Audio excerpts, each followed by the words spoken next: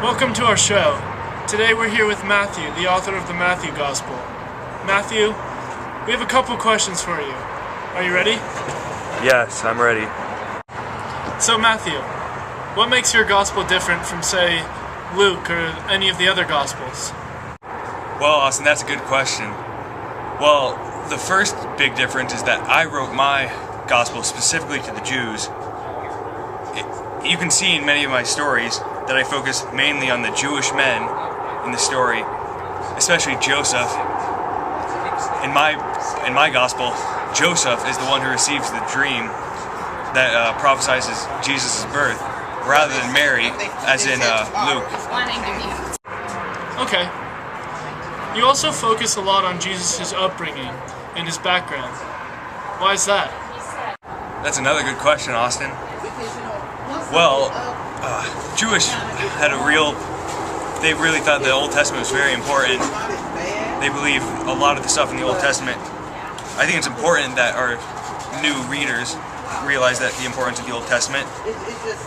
And the Old Testament, with my version of the Gospel, they line up with each other. The prophecies from the Old Testament are fulfilled in the first coming of Jesus. They line up with each other. Can you name a few stories that are specific just to your gospel? Go. One of my favorite stories that's specific to my gospel is Jesus and his family, their flight to Egypt because of Herod. You see, Herod wants to kill all the babies because he's threatened by Jesus.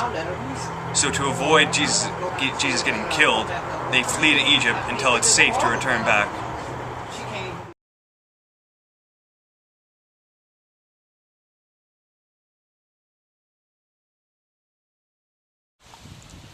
I can't believe my wise men didn't kill Jesus. I can't have someone overthrowing me.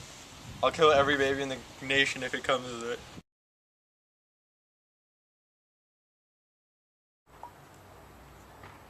Joseph, you must flee to Egypt with the baby Jesus. Herod is out to kill all of the babies until he finds Jesus.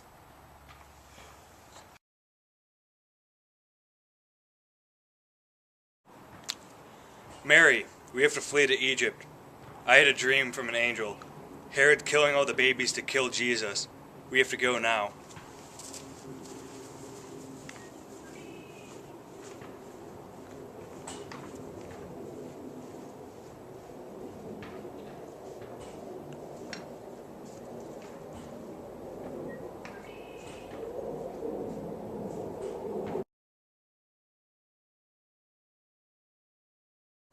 I wonder when we'll get to go back. We've been here for months and months. I wonder when Herod's rampage will end. He's not going to get our baby Jesus, though.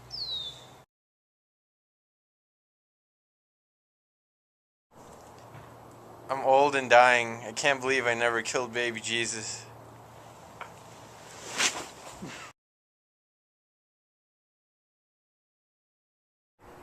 King Herod is dead.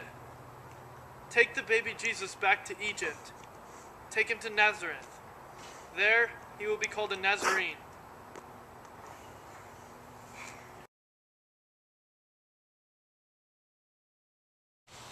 Mary, come here. Herod is dead. I had another dream from an angel. We can return to Nazareth. Let's go.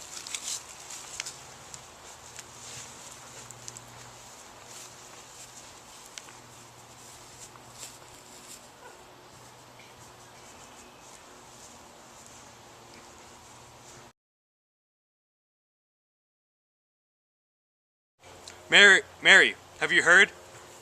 Herod's son is coming to power. Scary thought.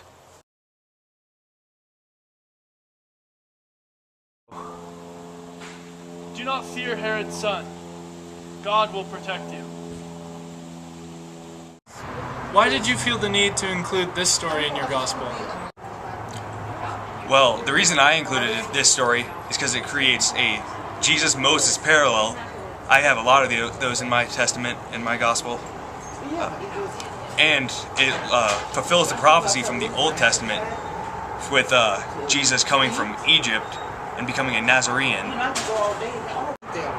Is there another story that you like that's unique to just your gospel? One of the other stories that's specific to my gospel and my gospel only is the story of the unforgiving servant. You see, there's a rich man who forgives his servant of a lot of debt, but that servant who is forgiven does not forgive the person who owes him money.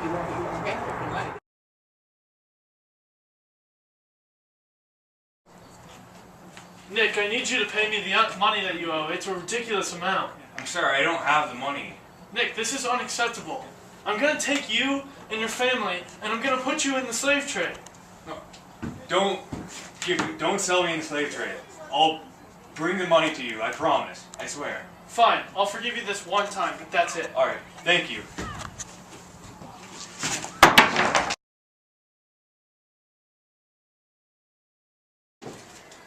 Paul, I need the money you owe me, now. No, I don't have it.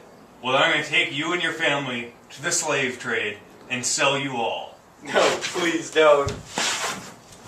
No, it's too late. I'm selling you at the slave trade. And why is this story just specific to your gospel? That's another good question, Austin. You see, the meaning of the unforgiving servant is about how there's a rich man who forgives his servant of a lot of debt. Then that servant does not forgive his servant who owes him a small amount of money. It's like God, how He forgives us, but we do not forgive other people. We should pass on the favor of forgiveness.